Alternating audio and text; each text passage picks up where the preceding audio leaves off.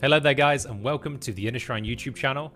My name is Lee St. John, and today we're going to be talking about the origins of people-pleasing and perfectionism and all these other behavioral things that we have that create all that tension and misery in our lives. So let's get straight into the video. Okay guys, so let's talk about why you would want to do this work in the first place, because the reality is it's going to be a little bit painful, if not really painful at times.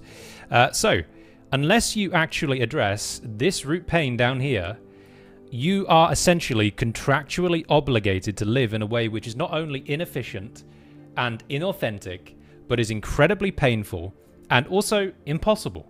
Because the unquestioned assumption is that what I'm looking for will be out there in some person, event, situation, or thing, and that's what's going to make it all make sense. So, you must do this work unless you want to be contractually bound to living in misery. That's the bottom line. So it's pretty important. Okay, the vital shift, which really enables this work. And this is, by the way, what 99% of people miss, is they're playing the game from the perspective of being the character. They're playing the game from character consciousness. They're playing the game of me who's on the healing journey. That can't work. It doesn't work. It's impossible. It's too close. Instead, the most powerful thing that you can do, the most powerful shift that you can make if you actually want to step up into a new level of consciousness, and it's just like Einstein said, you can't solve a problem with the same level of consciousness that it was created with. If you are trying to solve this problem with the same level of consciousness, it ain't gonna work. So, we need to step out of ourselves before we step back in. And what I mean by that is we need to recognize that our primary identity is that of pure consciousness. You could also call it awareness. We're going to use the term consciousness for now because it's malleable. And to realize that we are not the ego character. We are the unsullied, pure, untarnished consciousness in which the ego character arises. It is just that we have mistakenly identified with the ego character, and so it feels very much like us. That is misery. That really is misery. And you notice this, right? When you're very triggered, you feel so separate, you feel so real, so solid, and your sense of self is crystallized. When you are in a flow state or a deep state of meditation, you're not thinking about yourself and you feel free. So what we want to do is, again and again and again, recognize when we are caught up playing as the ego character. And we want to step behind that. And to realize, oh no, I am this spaciousness, this consciousness in which the ego character is arising. Unless we do this, it's never going to make sense in a way which actually results in permanent and lasting transformation. Guys, please do not get stuck on the healing journey. We do not want to get stuck on the healing journey. Most people do, I've noticed this. They get stuck healing, and that becomes a new identification for them. Or they get stuck being spiritual. That becomes a new identification for them. We don't care about any of that. What we care about is freedom here, because that is your natural state of being, and that is what you return to. So, this is the vital shift to make if you want to actualize that freedom, if you want to start stepping into that freedom. What does this actually look like? I've tried to make an image here to sort of... this is kind of my state of mind. You'll notice I use the shrine imagery a lot. For any of you who are new to this, I spent 8 years living in Japan. I'm very interested in Zen Buddhism. And to me, this imagery is just what resonates. So that's why you're going to see it reoccurring. I used to live like this. I used to think I was my body, I was my mind, I was my emotions, and all of that stuff. And so I was self-obsessed, and it was just this constant narrative which I was caught in, and it's like the dimmers come down. You can't even see what's around you. I used to bump into stuff, drop plates. It was miserable. It was almost hilarious looking back at it, because I was a literal automaton. And yeah, it didn't really work. So essentially, we go from being stuck in our mind at least 50% of the time. Harvard did a study showing how people are caught in their mind 50% of the day, 80% of those thoughts are negative. So again, that comes back to this. You're in that contract of misery unless you start doing this work. What you end up going to is something like this. Over time, right, this is a continual surrender where your mind is just naturally silent. Because if there's no fear, you don't need to think about anything. Because this is also a vital point. The nature of the ego, of this, is an impersonal survival mechanism. It's what arises within your consciousness, which is your actual nature. So this is the shift. I can vouch for this personally. I made this image in Canva because this was a perfect sort of demonstration or representation of how my inner state has shifted over the years. It's just silence. And in that silence, you feel a great unity with all things. You feel a great freedom and you feel whole. Here, you feel absolutely insufficient. So let's get into the root of this pain. The origin of people-pleasing and perfectionism, etc.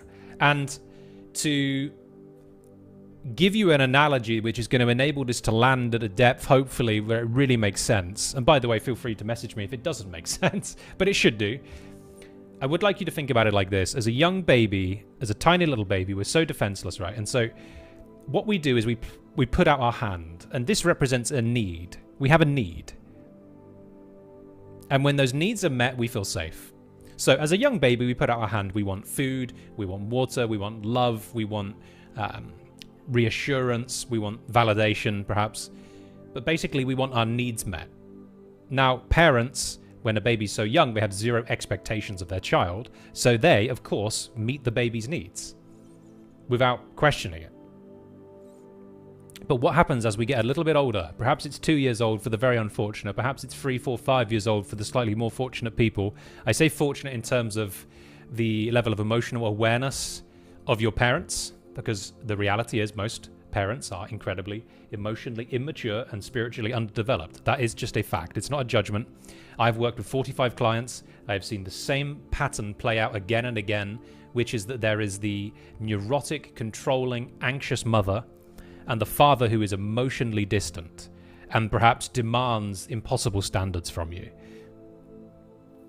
So it's not a judgment for our parents. It's just a recognition of what we're dealing with and why this arose. Because, by the way, people-pleasing and perfectionism, again, it ain't you. There's a reason why this came. Like, you were not born as a people-pleaser. You were not born as a perfectionist. This was a learned behavior, and we're going to look at why. So, you put out your hand as a baby. You get your needs met again and again and again. All is hunky-dory. You get a little bit older, more expectations are placed upon you. You put out your hand, and maybe there's a hesitancy. Maybe your needs are not met immediately. Okay, not a big deal. Doesn't change much. You put out your hand and your needs are ignored. Okay, now that's a big deal. That's a problem. Why? Because to the ego, which is what an impersonal survival mechanism, that implies death. When your needs are not met, and that might just be love, by the way, it implies death to the ego. Even worse still, if you put out your hand and it's slapped away and you get told to sit down and shut up and be a good little boy, guess what that does? That really messes you up.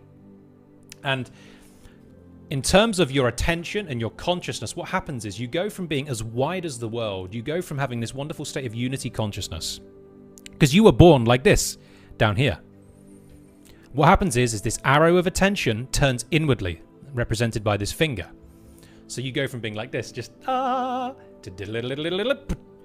now all these arrows of attention are pointing inwardly back at you. And this is the result of having that hand slapped away or ignored. We must understand that that pain of having our needs not met, which implies death, is so catastrophically painful because it implies death that it creates a schism, it creates a split, it creates a you. And you go from being one with all things to being two, to being you, the separate self. And all of the arrows of attention are now pointed back towards this separate self. Wow. That is really painful. And by the way, most people never leave that state because they don't understand the underlying mechanisms that we're talking about here.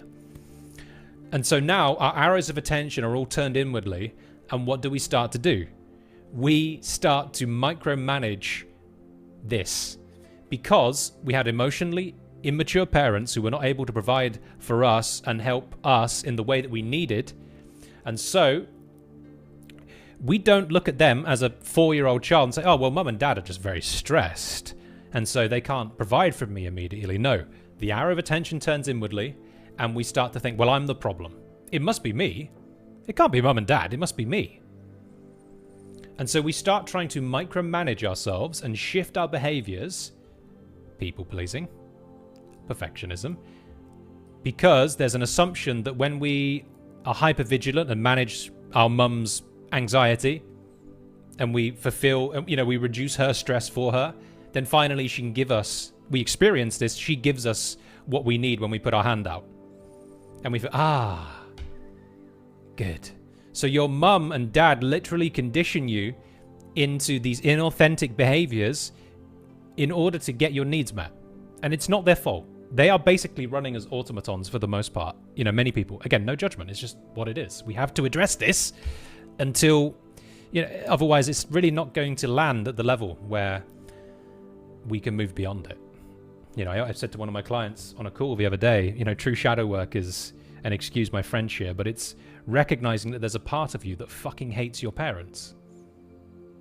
And if you hear that and it triggers you, good. Because there's some work to be done. I had to go through this. I had to admit that there was a part of me that truly hated my parents. And it wasn't until I admitted that I could love them unconditionally. So anyway, getting back to this. What people-pleasing and perfectionism actually are basically the guards at the gate. These patterns that form in an attempt to prevent us from feeling this original core root pain right here. We put up these behaviors. We construct these behaviors around that pain so that we don't have to feel it anymore. With the underlying assumption that if we be a good little boy or girl and we soothe our parents' stress, we're going to get our needs met and we will survive. And for most people, these behaviors never really change. Even as they go through childhood, teenage life, and adulthood, they have the same situations playing out again and again and again. Like Carl Jung said, until you turn the unconscious conscious, it will direct your life and you will call it fate. It's because you've still got these inauthentic guards at the gate. The people-pleasing, the perfectionism, being a workaholic, whatever it is. And these are not you. These are who you think you need to be in order to get your needs met and to feel loved. So, what's the solution in all of this? We have to cultivate awareness around what these are. And like I said, these are the guards at the gate to prevent you from feeling the feeling. But until you feel the feeling, these are never going to dissolve. These are inauthentic. You do not want to be a perfectionist or a people pleaser. That is fucking miserable. It is impossible and it doesn't work. And it ain't you. That's the most painful part, is that it's not you. So, we want to get rid of it because we don't want to live out of this contract of being miserable, do we? Nobody does. Of course we don't. So what do? We cultivate awareness. We know what these are. And when they arise, we see them. And we thank them. And we say, okay, thank you very much. I understand what you are. I'm not you. I see you. I see what you are. You're trying to protect me. You're trying to guard me. I really appreciate that. Thank you so much, Mr. Protector. But guess what? I'm tired of living inauthentically. So what I'm going to do is get these guys out the way and expose that raw pain. And by the way, this happens at the level of sensations. It's all sensations. In fact, your whole body is just sensations. When you get deep in meditation, you realize you experience the body. It's just pure sensations, just going like this, moving around, fuzzing in and out of existence. It's all sensations. And what we can do is we can choose to give that pain, not the parts. I mean, we can give the parts love if we want to, but more importantly, in my opinion, is to give that pain itself, the raw sensations of lack, of not enoughness. Give that love from this higher level of consciousness. You realize you are not the sensations, and so you can work with them skillfully. Give the sensations that love. That's the only way that you can actually go about healing this. What happens is, as you start to give this part of you that was denied love, you start to give it more and more love, it starts to fade. it starts to become weaker. This sense of inadequacy starts to move away. The sense of inadequacy. So what happens when you start giving this part of you love is this root pain, it starts to dissolve. Because all it ever wanted in the first place is love. It starts to dissolve. And over time, it disappears. And all that is left is love. All that's left is your inherent wholeness and your authentic expression. And you know when you're being authentic because you're relaxed, you're calm, you're at peace, you feel whole. That's what it means to be authentic. There's an old Chinese proverb that states, tension is who you think you should be, relaxation is who you are. So, there's an image here, feel free to screenshot it or whatever. When these parts come, objectify them, know them for what they are. Give them love. Once they've got a bit of love, they'll get out of the way, and then shine that love down on the root pain. And what you'll see happen is your life will start to radically change as you do this. The prerequisite is awareness. And if you struggle with recognizing the program and pattern, cultivate mindfulness, cultivate awareness. And then remember that this is not you, give it love, acceptance. It's in the light of your loving, accepting awareness that all of this is possible. So cultivate your mindfulness. I recommend a body-based mindfulness. What I teach my clients, it's my own system. I call it Sense Flow. It's incredibly powerful and literally life-changing for many guys because it gets you back in your body. It reunites body and mind. That's a whole different video. But it really just gives you the capacity to just catch a lot of this stuff before it starts gaining momentum and taking over your day, your week, your years of life. And boom, all of a sudden, before you know it, you're 62 years old, you realize you've been living out of this contract and your brain and your body are have been in chronic tension and disease. And now you've got disease. So that's not the way we want to go, guys. The practice is recognize this for what it is. Get it out of the way through love. Address the root pain, this sensation, this sense of inadequacy, this raw wound of I'm not enough. Address the raw sensations. All of these fade away. I hope that helps, guys. Bit of a ramble, but I'm getting used to this YouTube thing, so forgive me. I hope that really helps. For those of you who put this into practice, which of course is where all the juice is, you should find that it's profoundly powerful.